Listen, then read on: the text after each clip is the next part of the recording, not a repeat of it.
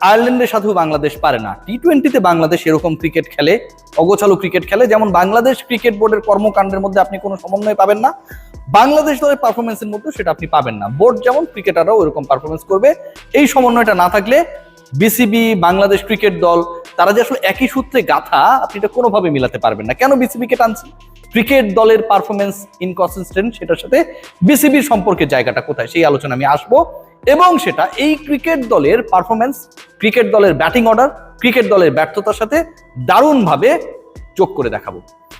আজকে বাংলাদেশ যেই ম্যাচটা শেষের দিকে, শেষের 3-4 ওভারে যখন ব্যাট করছিল, অনেকের কাছে মনে হচ্ছিল যে বাংলাদেশের স্কোরটা যদি এখন যে পর্যায়ে আছে তার থেকে 10-15 রান বেশি থাকতো, এবং এই সিচুয়েশনে যদি বাংলাদেশের যেই ব্যাটাররা ব্যাট করছে তাদের পরিবর্তে যদি আরো 3-4 জন ব্যাটার, মানে 8টা-7টা উইকেট চলে গেছে, যদি উইকেট সংখ্যাটা 3 বা 4-এ থাকতো, তাহলে হয়তো বাংলাদেশ 181 চেস করে জিততেও পারত। আফসোস হয়, বাংলাদেশ সুপার ওভারে টানা 2 ম্যাচে গিয়ে ফাইনালে যখন হেরে যায় তখনও আফসোস হয়।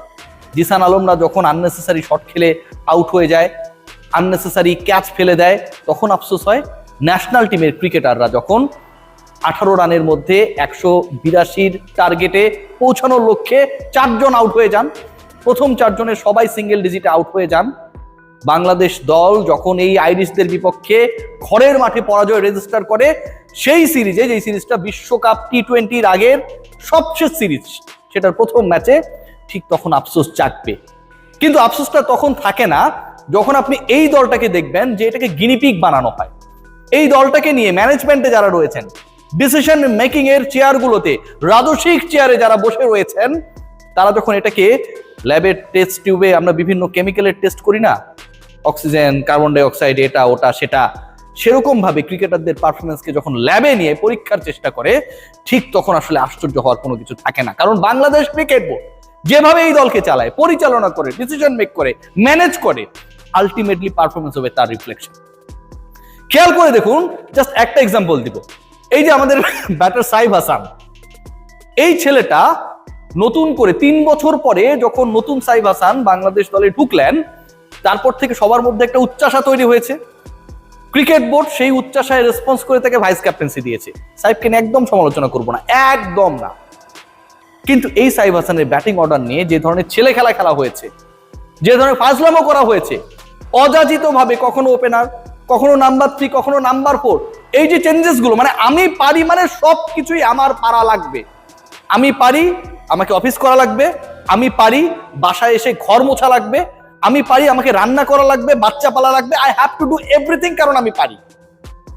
সাইফ হাসানকে জাস্ট ঝি বানিয়ে দেওয়া হয়েছে। সবগুলো ব্যাটিং পজিশনে তাকে খেলাতে হবে, কারণ তিনি কিছু রান করেছেন। নতুন সাইফ, ফ্ল্যাশি সাইফ, ছক্কা মারা Saif, hard hitting batter Saif. সাইফকে এখন তুমি 1-এ নামাও, 2-এ নামাও, 3-এ নামাও, 4-এ নামাও, পারলে 11 নম্বরে নামাই দাও। এই ছেলেটা বিশ্বকাপের আগে এখন পর্যন্ত তার সুইটেবল পজিশন কি সে জানে না। আমরা জানি না, টিম ম্যানেজমেন্ট তারাও জানে না। যখন যেই জায়গায় মনে হবে তাকে নামিয়ে দেবে। যখন এরকম সিচুয়েশন হয়, আপনার দলের অস্থিরতার 1 নাম্বার পয়েন্ট দেখিয়ে দিলাম, সেই দল পারফরমেন্স করবে না, করবে না ভাই, 100% করবে না। একটা দল, আবারও বলি, আবারও রিপিট করি, আলোচনাটা শুনবেন, অনুরোধ করি, যে বিশ্বকাপের আগে, আবারও বলছি, সবশেষ ইন্টারন্যাশনাল সিরিজ খেলছে, সেই সিরিজে নামার আগে ক্যাপ্টেনের মতামত নিয়ে দল নির্বাচন করা হয় নাই। ক্যাপ্টেনের মতামত নেওয়া আর পারমিশন নেওয়া এক জিনিস না। ঢাকা বিশ্ববিদ্যালয়ের ব্লু কাজী আশরাফ হোসেন লিপু, ছন্দ মিলে গেল, আমি এটা চেষ্টা করিনি, এমনি মিলে গেছে। এই যে একজন ব্যক্তি, তিনি সব জায়গায় বলে বেড়ান যে ক্যাপ্টেনের পারমিশন আমরা নিব কেন, সেটা দরকার নেই, তাহলে আমরা কি চাকরি করছি।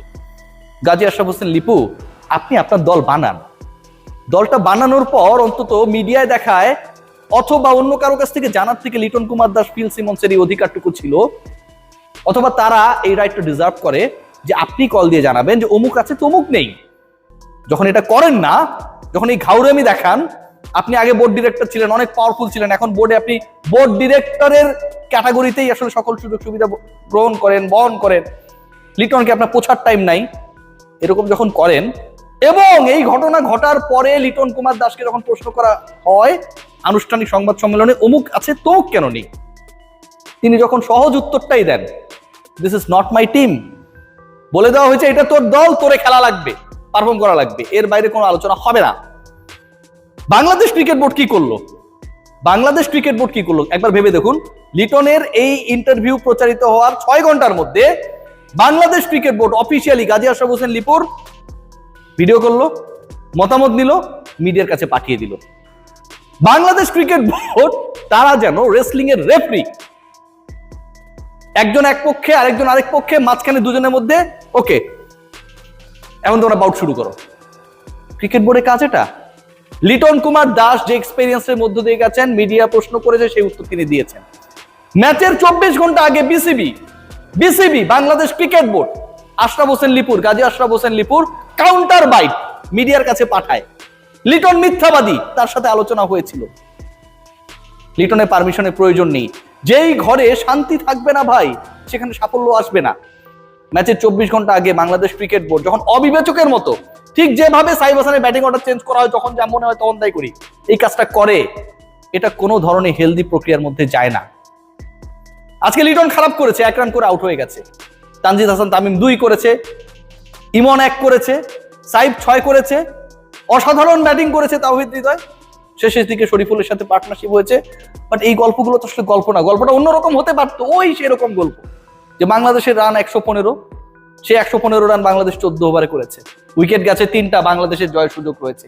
হেরে যাক, সমস্যা নেই, কিন্তু যেভাবে বাংলাদেশ ভূপাতিত হয়েছে, যে অশান্তির মধ্য দিয়ে 2 মাস পর বিশ্বকাপ খেলতে যাওয়া একটা দলের ক্যাপ্টেন, সিনিয়র ক্রিকেটাররা যাচ্ছেন, ক্যাপ্টেন এবং ভাইস ক্যাপ্টেন যাচ্ছেন, লিটনের সাথে এমন একটা সিচুয়েশন ক্রিয়েট করা হয়েছে, তিনি ভার্সেস লিপু, তিনি ক্যাপ্টেন্সি করবেন কিনা ওয়ার্ল্ড কাপে শিওর না। ভাইস ক্যাপ্টেনের ব্যাটিং অর্ডারে কোনো ঠিক থাকে না।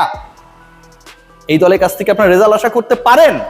Bangladesh cricket board knowing everything যে আমার সমস্যার জায়গায় কোথায়, আপনার সমস্যার জায়গা আপনার মাথায়, মাথা ব্যথা করছে, চুল পড়ে যাচ্ছে, আপনি ভালো শ্যাম্পু ইউজ করবেন অথবা তেল দিবেন শীতকাল, রাইট? আপনার সমস্যা ব্যাটিং এ। গত 6 মাস 7 মাসে আমিনুল ইসলাম বুলবুল অনেক অনেক দারুণ দারুণ কথার ফোয়ারা ফুটিয়েছেন। তিনি এই কথাগুলো যদি কোনো মরুদ্দেশে গিয়ে বলতেন, তাহলে সেখানে মরুদ্যান হয়ে যেত, অনেক গাছপালা হয়ে যেত, মরুভূমির বুকে, সাগরের পাশে অসংখ্য আমরা বনাঞ্চল দেখতে পেতাম। আমিনুল ইসলাম বুলবুল এত সুন্দরভাবে, মোহমুগ্ধভাবে এই কথাগুলো বলেন। এন্ড অফ দ্য ডে একজন বিশ্বমানের ব্যাটিং কোচ তিনি আনতে পারেন নাই। এই তিনি যদি বিসিবির দায়িত্বে না থাকতেন, এসিসি আইসিসি থাকতেন, আমরা মাইক্রোফোন ধরতাম, তার জ্ঞানের কথা শেষ থাকতো না। Nazmul Abedin Fahim cricket operations chairman, তার ডিপার্টমেন্টের এমপ্লয়ি গাজী আশরাফ হোসেন লিপু, তার ডিপার্টমেন্টের আন্ডারে ক্রিকেটাররা বেতনভুক্ত। ক্যাপ্টেন স্টেটমেন্টের পর তার অনুমতি ছাড়া প্রধান নির্বাচকের স্টেটমেন্ট, এবং যে স্টেটমেন্ট ক্যাপ্টেনের বক্তব্যের সাথে সাংঘর্ষিক। রেসলিং ম্যাচের 24 ঘন্টা আগে কিভাবে মিডিয়ায় আসে? How funny! এই ঘটনাগুলোই ঘটছে, এই ঘটনাগুলোই ঘটে।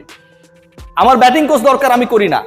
প্রত্যেকটা নারী ক্রিকেটার, জাস্ট একটা ছোট্ট এক্সাম্পল দিই, every day I used to make some reports regarding their suffering, how actually they are facing.